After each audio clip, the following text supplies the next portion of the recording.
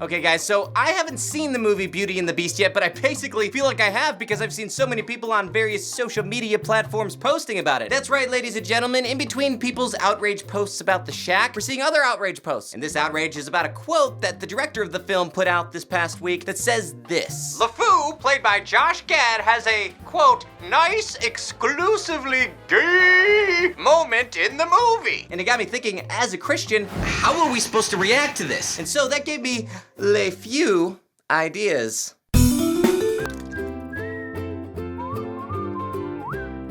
Sounds about right.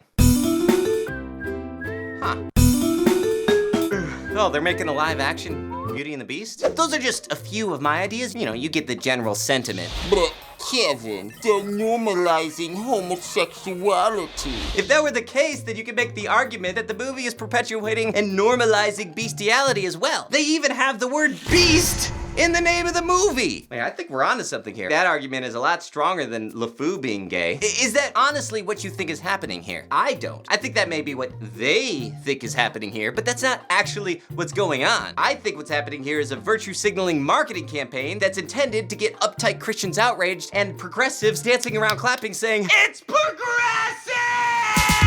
Oh wow, Bill Kendon, yeah, you really did it. You're really paving the way. You had the courage to create a stereotypically gay guy, the annoying sidekick of the bad guy, with his name literally being the Fool. So progressive. You're changing the world. Thank you. Thank you for having the courage. Come on, what is this, the 90s? The heyday of having effeminate men be the butt of comic relief. Why'd I just send my mother to Atlanta? David!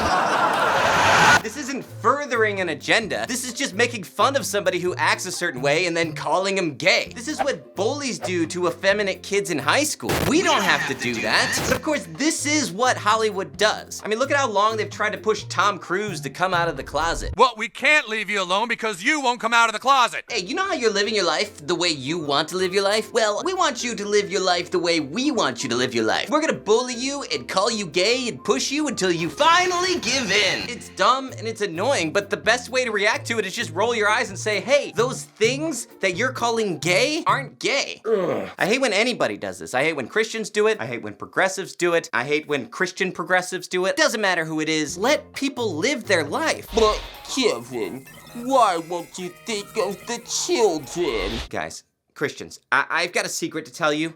This may come as a shock, but these characters, they aren't real. So unless they actually show two dudes in a love scene in the movie, which, for the record, I am against. It's not really appropriate content for a kid's movie. Unless they actually show that, everything else isn't gay. The character within the movie is whatever you want them to be in your imagination. The content of what happens to those characters while they're not on screen doesn't really exist. No matter what the director says, the audience, it's 100% up to interpretation. It's not canon, it's not part of the movie. I mean, J.K. Rowling did the same thing with the Harry Potter books. It's just an attempt by these creators to make themselves look like they're being really courageous. But in reality, they're just pandering to a particular demographic. That's not something to get outraged about. It's just something to roll your eyes at. It's just as ridiculous and silly as if the creator said, did you know that Clocksworth was actually a Christian the whole time? Because he's really uptight, and Christians are really uptight.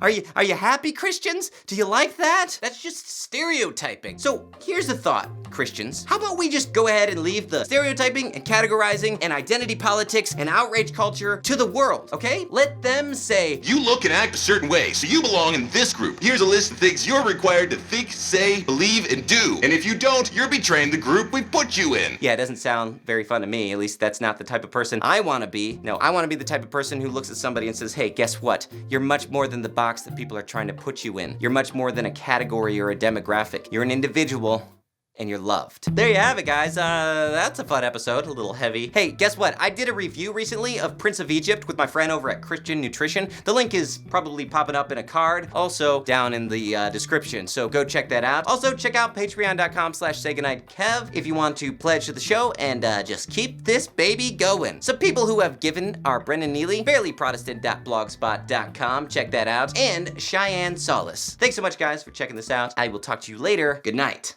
Whew. Well, that was my gayest episode yet. I don't know if you guys realized this, but the character I was playing in the skit was He's actually gay. I know, it's crazy. I know it seems like I was playing a really angry character, but it turns out that character's actually really nice. He's actually pretty gay. Get it? 'Cause gay means 2 things!